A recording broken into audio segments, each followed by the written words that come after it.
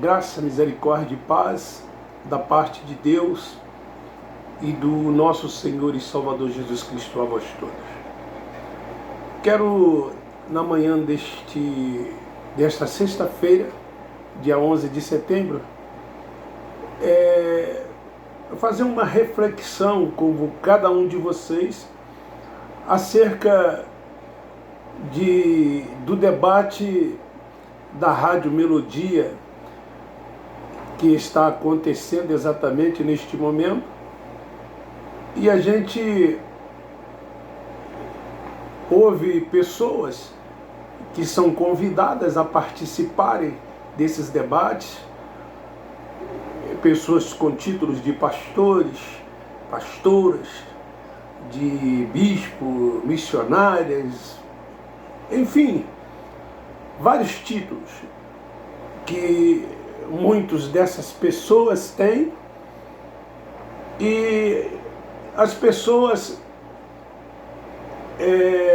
ligam para a Rádio Melodia e colocam lá suas situações, suas posições, e aí então eles fazem comentários sobre as perguntas dessas pessoas e até mesmo sobre o tema que é colocado pela emissora.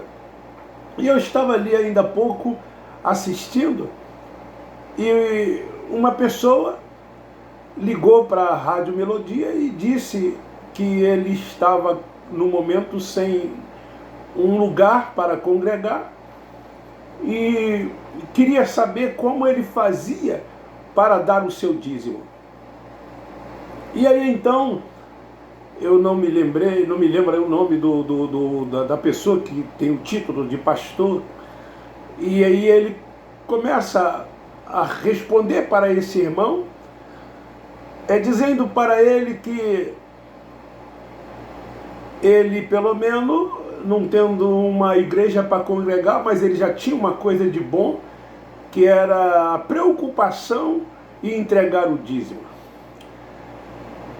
Não poderia eu esperar desse pastor e de outros uma outra coisa a não ser isso.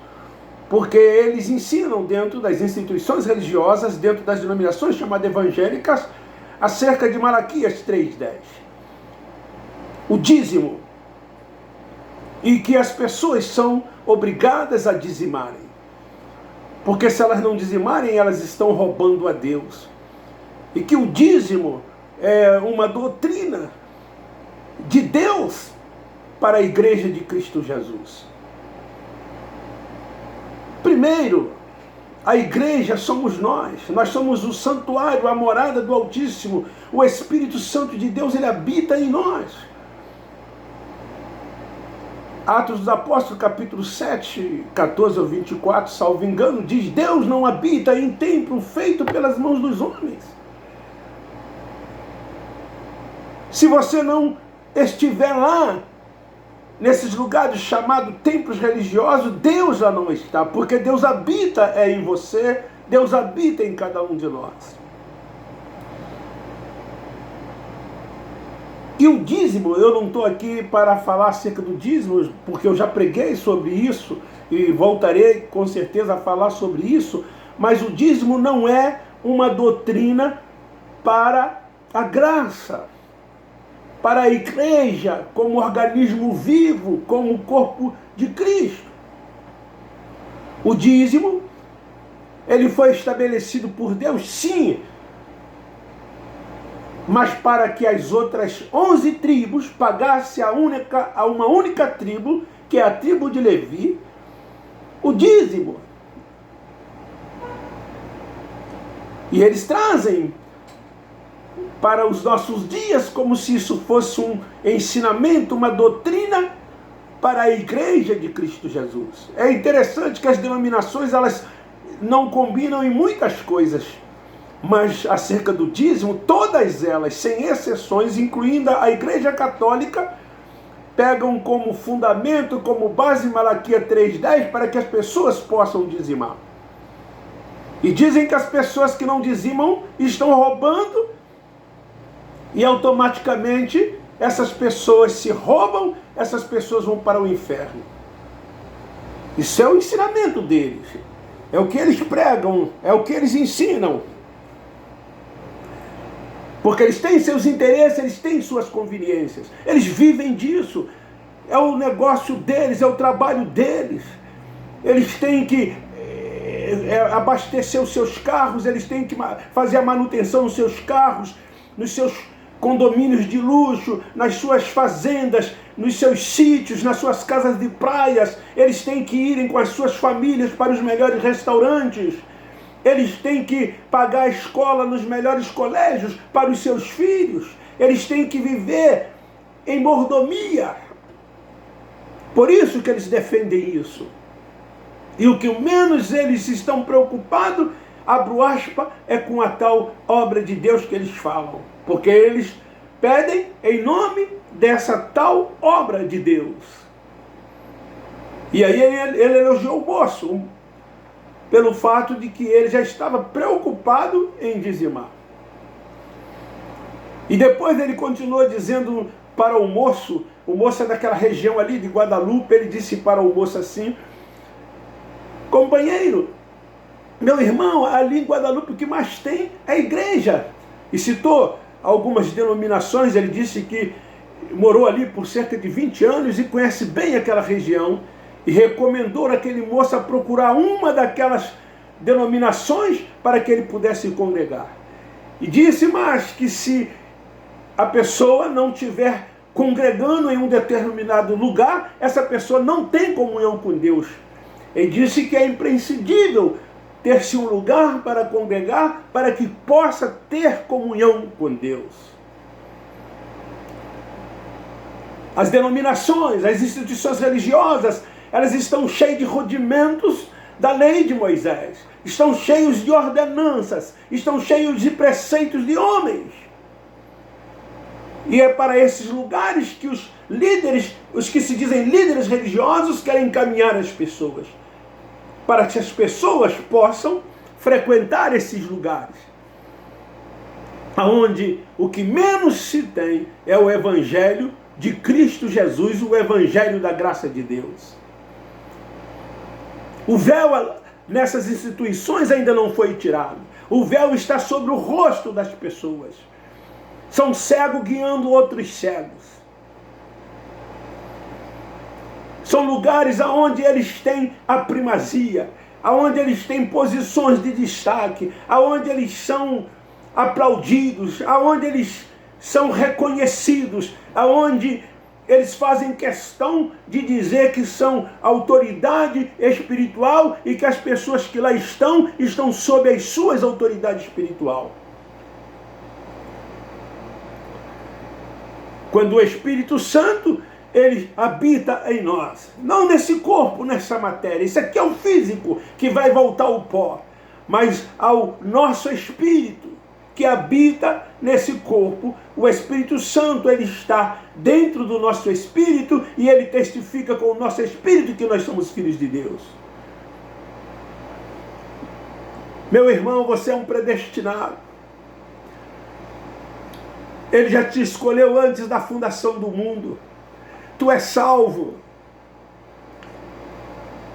Nada te arrebata das mãos de Deus. Você não o escolheu, foi Ele que te escolheu. A palavra de Deus diz que nós não o escolhemos, mas Ele escolheu a nós. Ele nos amou primeiro. Portanto, você não tem que fazer ou deixar de fazer. Ele já fez o que tinha que ser feito por você. O sacrifício dele foi perfeito. Foi completo. O cordeiro já foi imolado. E dentro dessas instituições religiosas, uma vez por mês, eles estão imolando o cordeiro na tal chamada Páscoa, que eles intitulam como Ceia do Senhor, trazendo em memória alguém que está vivo, porque Cristo está vivo e vivo para sempre. E memória se traz de quem já morreu. E uma vez por mês, as pessoas se reúnem nessas instituições religiosas para celebrar a tal Páscoa, para que possa trazer a memória de quem está vivo.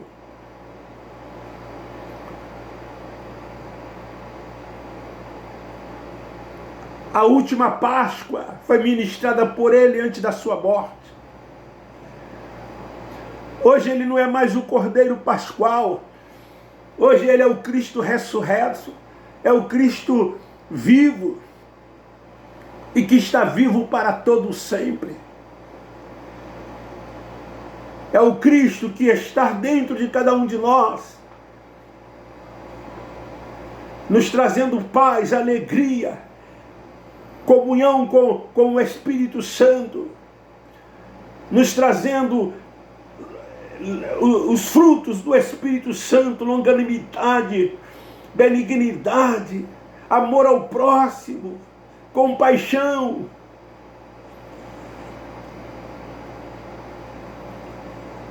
Sentimos paz dentro de nós, sentimos alegria dentro de nós, sentimos comunhão, porque andamos em graça, vivemos em graça, andamos no Espírito, somos guiados e dirigidos pelo Espírito, porque nós somos filhos de Deus, porque o Espírito Santo que está dentro de nós testifica com o nosso Espírito que nós somos filhos de Deus. Nós não vivemos, quem anda em graça, Cristo vive em nós. As coisas velhas se passaram, tudo se fez novo. E então nós ficamos ouvindo essas pessoas numa rádio que alcança muitas pessoas, e esses homens que se dizem pastores, líderes espirituais, ficam ensinando, distorcendo a palavra, trazendo para as suas conveniências, querendo levar as pessoas a crerem, a acreditarem naquilo que elas estão dizendo, e não naquilo que a palavra de Deus está dizendo. Os seus interesses, as suas conveniências estão acima de tudo e acima de qualquer coisa. Ele falou também que as pessoas que não têm uma congregação é um desigrejado. Ele não sabe nem o que é desigrejado. Como que você é desigrejado se você é a própria igreja, você é o organismo vivo, você é o santuário, você é a morada do Altíssimo? Como é que você é desigrejado? Mas desigrejado para eles são aqueles que não são membros em uma instituição religiosa.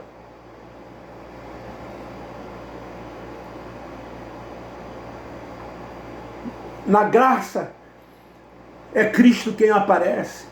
Na graça, a primazia é de Cristo. Na graça, Ele é o centro de tudo e de todas as coisas. Na graça, a honra, o poder, a glória, o louvor, a adoração é dele. Na graça, Ele é o maior e nós somos o menor. Na graça, é Ele que cresce e nós é que diminuímos.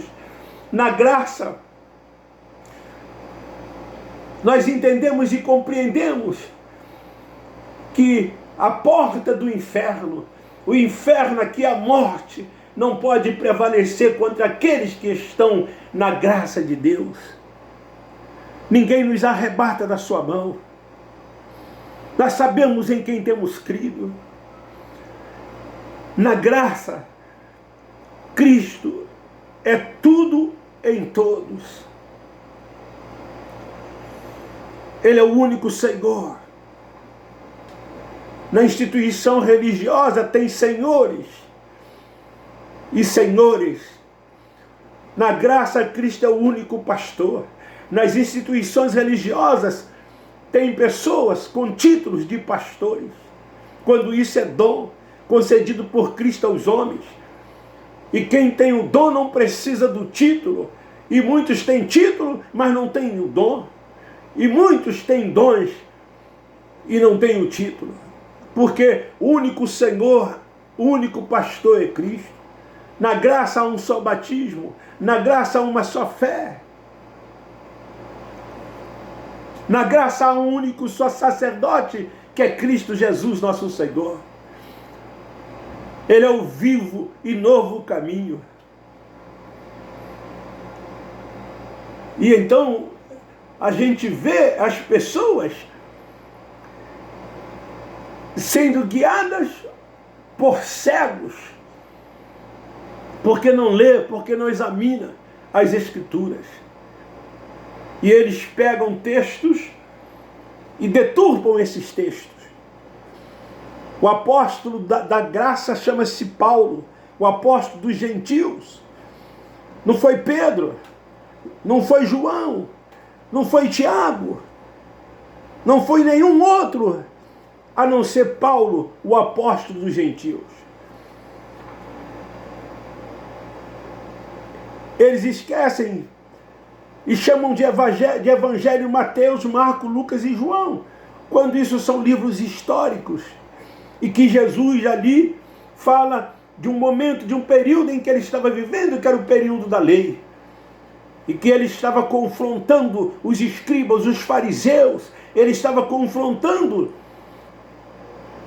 as pessoas que buscavam as coisas desta vida e não estavam enxergando o futuro que ele estava tentando mostrar. E ele então, Jesus, mostra para eles que tudo aquilo que eles estavam vivendo eram sombras das coisas futuras.